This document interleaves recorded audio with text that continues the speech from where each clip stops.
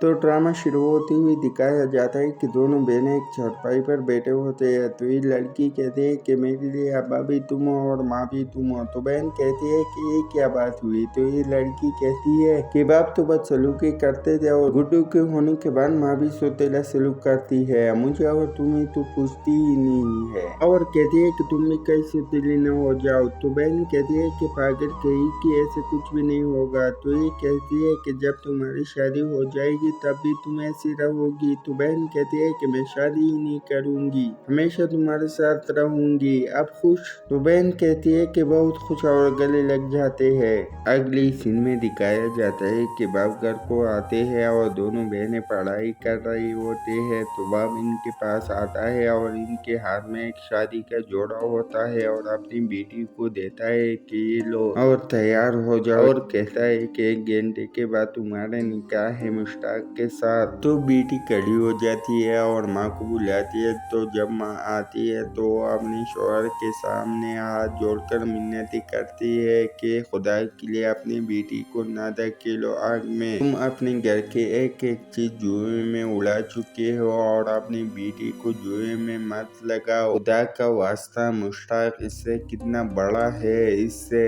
तो बाप कहता है कि मेरा मर्जी बापू, इसका एक न एक दिन इसको तो रुखसत तो होना है, तो अभी क्यों नहीं और कैसे में इतना जोर है कि मुझे रोक सके। और कहता है कि एक न एक दिन इसको रुखसत करना है या नहीं, या घर में इसको बुरा करना है क्या।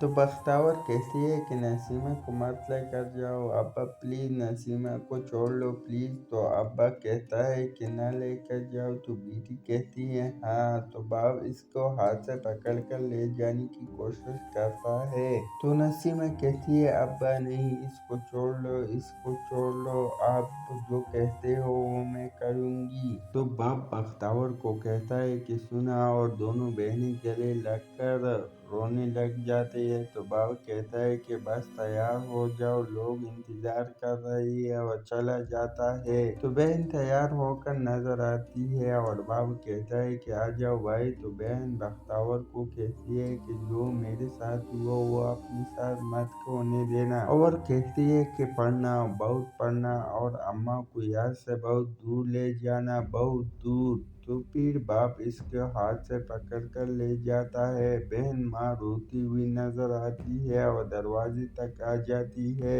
अगली सुबह बख्तावर सोच में होती है तो माँ आती है और कहती है कि बख्तावर बहन की याद आ रही है। तो बख्तावर कहती है कि नहीं। फिर कहती है माँ जैसी बहन की याद आ रही है। तो माँ कहती है कि तुम क्या समझ रही हो कि मेरे सीने में माँ का दिल नहीं है, मुझे इसकी याद नहीं आती है। जब से ब्याह कर गई है इसका हाल का पता ही नहीं है, पता नहीं किस हाल में होगी, कहाँ होगी। अगले सीन में बख्तावर को लिपस्टिक लगाते हुए नजर आती है और झुमके पहनती है। तो माँ आवाजें देती है। तो बख्तावर कहती है हाँ आई। जब बाहर आती है तो माँ पूछती है कि क्या कर रही थी। बख्तावर जवाब देती है कि नैना की शादी है ना, तो उसके लिए तैयार हो रही थी। तो माँ कहती है कि हाँ शादी तो उसकी हो रही है, तुम्हें तैयार होने की क्या जरूरत है। तो बख्तावर कहती है कि तू सहेली है तो तैयार होने देना। तो माँ कहती है कि नहीं, मुँह धोकर आ और अपनी शादी में जितना तैयार होना है उतना तैयार हो जाओ, लेकिन अभी नहीं। फिर माँ की नजर झुमके की तरफ जाता है और कहती है कि झुमके इसको मैंने तुम्हारे अब्बा से छुपा कर रखा था, अगर वो कभी भी नशे की हालत में आया और देखा तो ये भी ले जाएगा। तो बख्तावर कहती है कि ये वैसे भी बचने वाली नहीं है, इससे अच्छा है कि ये मैं पहन कर ले जाऊं और अपनी शौक पूरा करूं। और बाप की तरह शोहर निकले तो ये एक दफा भी झुमके पहनना नसीब नहीं होगा। माँ कहती है कि अल्लाह न करे कि तुम्हारी शादी ऐसे मर्द के साथ हो जाए।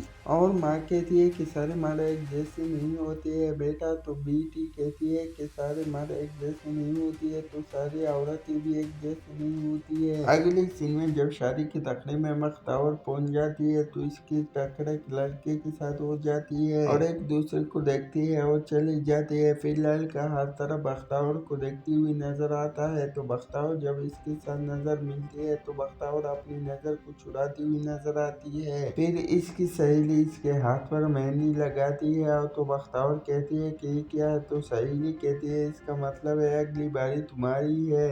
तो दूसरी सहेली कहती है कि अगर दुल्हन के मेहंदी वाले हाथ किसी को लग जाए तो दूसरी बारी उसकी होती है। तो बख्तावर कहती है कि मैं नहीं मानती ऐसी बातें को। अगली सुबह मामी और मामा बैठे होते हैं तो वो चाय पीती हुई नजर आती है। तो मामी कहती है कि बख्तावर को बिगाड़ने में माँ का हाथ तो था, मगर आपका भी कम हाथ नहीं है। कल की आई हुई लड़की हमारे सामने आती है, आप कल ही इसके कॉलेज को बंद करवाई। और इसकी माँ तो कहती है कि मेरे शौहर ने मेरा सारा जेवरात को बेच दिया है और मैं कल ही बख्तावर के कानों में इतने बड़े बड़े सोने के झुमके देखे हैं और बहुत कुछ कहती है।